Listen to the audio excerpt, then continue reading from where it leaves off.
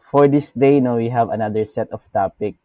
Paki-reason po everyone if you are ready for our class for today. Paki-screenshot po ng ating formulas or formula na gagamitin for this day. This is integration of basic trigonometric functions. Yung last time, nung last week, no, meron din tayong trigonometric functions, but that is sine, cosine, etc. So for this day, no, dadagdagan natin siya ng tangent, secant, and cosecant. So as you can see po, in every trigonometric function dito, we have two formulas. For example, kay tangent, pwede pong ang answer natin is negative. No? The integration of tangent x dx, or with respect to x, is equivalent to negative logarithm of absolute value of cosine x plus c. Pwede din po na ang answer mo is logarithm of absolute value of secant x plus c. So, pwedeng ito yung sagot mo, pwedeng ito, I will accept that. So, sir, what if dalawa yung sagot ko? Isa lang ang ilagay mo na final answer, class. Kasi for example, pag dito tama ka, pero dito mali, I will also mark you as wrong. Okay? So, mamili ka lang sa dalawa. So, how about cotangent? So, dito po, the integration of cotangent x. Okay, so the integration of cotangent x with respect to x is equivalent to logarithm of sine x, or absolute value of sine x plus c. Then, the integration of cotangent x, pwede ding negative logarithm of absolute value of cosecant x. So, pwede sa kanilang dalawa. No? Ikaw na lang mamili kung ano yung gagamitin mo. So, here, next one is the integration of secant x dx. Is equivalent to logarithm of absolute value of secant x plus tangent x plus c. Pwede din plus na gawin mong negative yung dalawa. So therefore, lagyan mo ng negative dito and this one will become a negative. Also, pwede din siya na final answer. So that is negative logarithm of the absolute value of secant x minus tangent of x. So I hope that you are writing, no? Sinulat niyo na yung formula natin or na screenshot na, because I will be asking later yung ating formulas. Okay, so just assist me kung ano yung formula.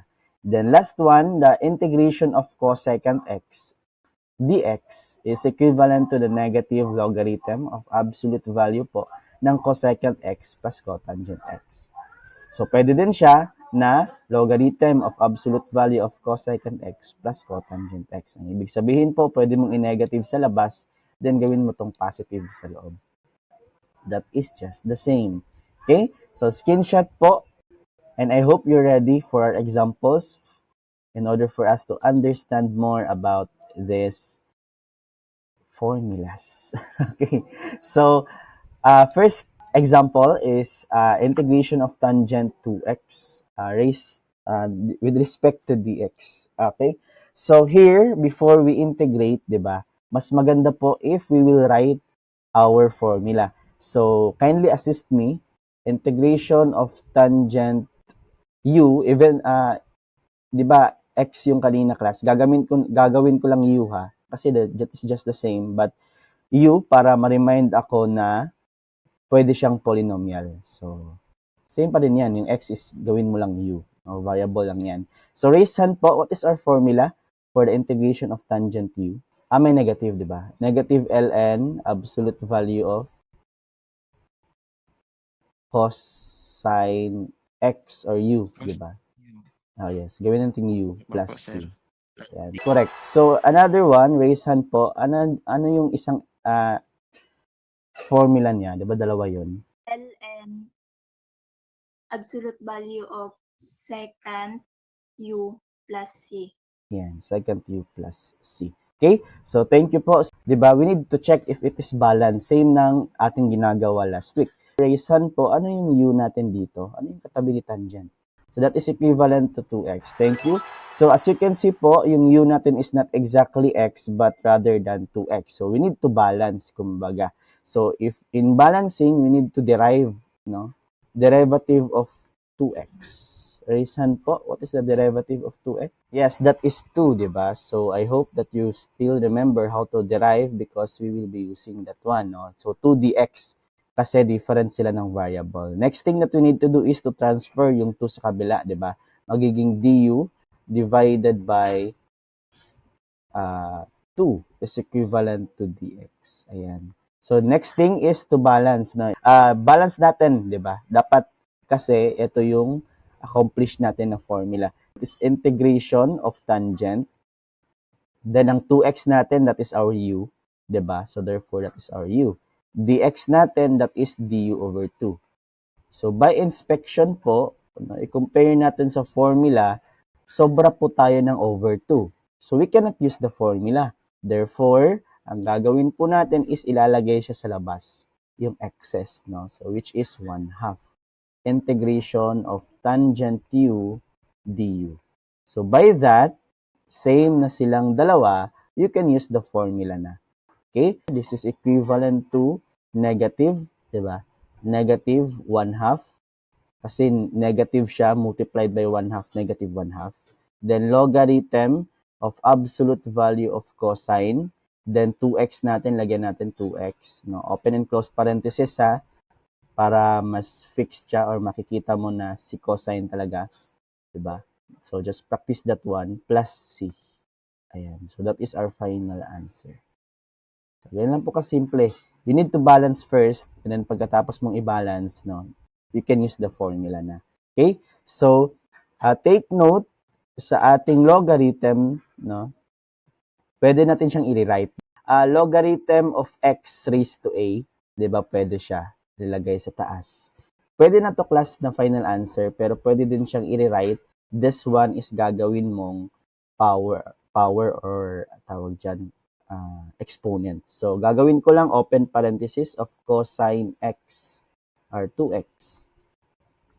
Diba? Nilagyan ko ng open and close parenthesis para ma-emphasize po na silang lahat yung merong exponent na negative 1/2.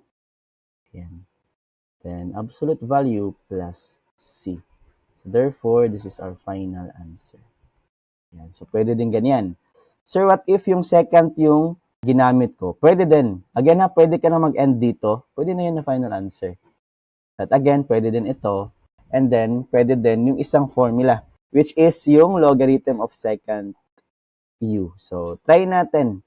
Si logarithm second u, take note, meron tayong 1/2. So, you need to write the 1/2. So, that is 1/2 logarithm of absolute value of second, which is u natin is 2x, and then absolute value plus c.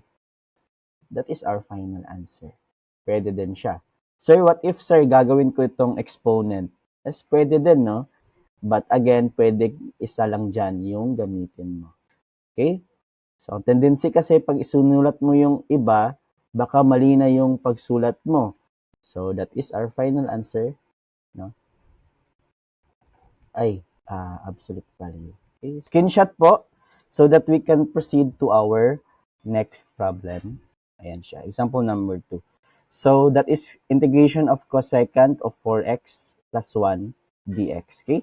So, with this, no, we need to write first the formula. So, kindly raise your hand po. That is integration of cosecant u du. What is our formula for cosecant plus? Integration of cosecant u du is equal to negative logarithm absolute value of cosecant x plus cotangent x plus c. Ayan, thank you, no? So, that is negative logarithm. Okay. So, how about yung isang, di ba dalawang formula yun? How about yung isang formula? Integration of cosecant u du equals ln absolute value of cosecant u minus cotangent u plus c. Ayan. So, cotangent u plus c. Okay, thank you. Ang kaibahan lang nila is ito is positive, ito is negative sa kabila. Diba? So, that is just the sign convention. That is different. Okay po. So, raise hand. What is our u here? Sino yung katabi ni cosecant?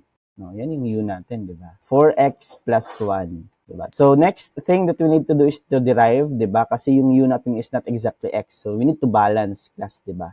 So, yes po, raise hand. What is the derivative of 4x plus 1? Yes, that is 4 dx, diba? Kasi 4x magiging 4 then tabihan lang natin ng dx. Okay?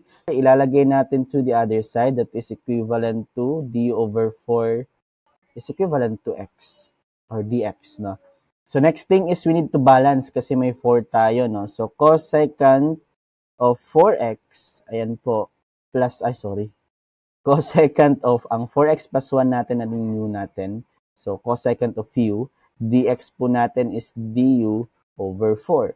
Now if you will compare that one to the formula, may sobra tayo or excess na 1/4. So we need to put that one outside.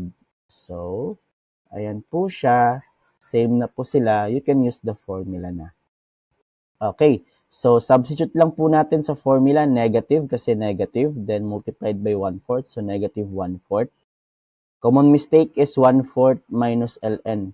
Mali po yan, no? You need to multiply. So, 1/4 multiplied by negative, that will become as negative 1/4. Okay, so that is negative 1/4 logarithm of absolute value of cosecant u natin is 4x plus 1 plus cotangent natin. So, lagay natin cotangent of 4x plus 1 then absolute value plus c. Okay, so you can have this one as your final answer. Ayan, final answer na yan siya. Sir, what if, sir, gagawin ko siyang exponent, diba? Sabi ko kanina, a logarithm of x can be rewritten as logarithm of x raised to a. So, pwede din po, diba? So, gagawin natin is logarithm of absolute value of open parenthesis cosecant of 4x plus 1 then plus cotangent po ng 4x plus 1, then close parenthesis, then exponent of negative 1/4. Exponent yan siya, then absolute value plus c. So, you can have this one as your final answer. Sir, what if, sir, yung isang formula yung gagamitin ko? Don't worry, no? That is also correct. Eto, di ba? So, as you can see, ang difference between the two formulas is the sign na convention. So, gagawin ko lang is i-copy ko lang siya, class. Ayan, as you can see, copy-paste ko lang siya. But, yung ating sign convention, ayan, erase natin. Palitan lang natin, no? So, dito magiging positive, dito is magiging negative. Diba? Ito po siya. Okay? So, how about this one? Ito po. Diba? Same po kanina, copy-paste ko lang siya. Diba? Then, ilagay ko siya sa baba. Pwede din yan ang final answer, but yung ating sign is iba. No? That is positive na yung 1/4, diba? Positive 1/4. Ayan. Then, yung sa inside po, etong positive na to is magiging negative. So, that is also correct.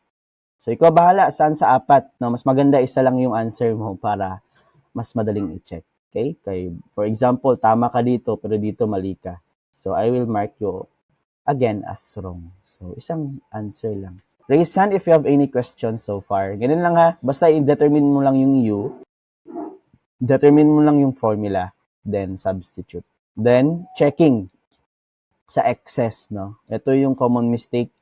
Yung iba is hindi nagbabalance. Walang 1/4 sa answer nila. Therefore, mali sila. Okay? So, screenshot po. And again, raise hand if you have any questions.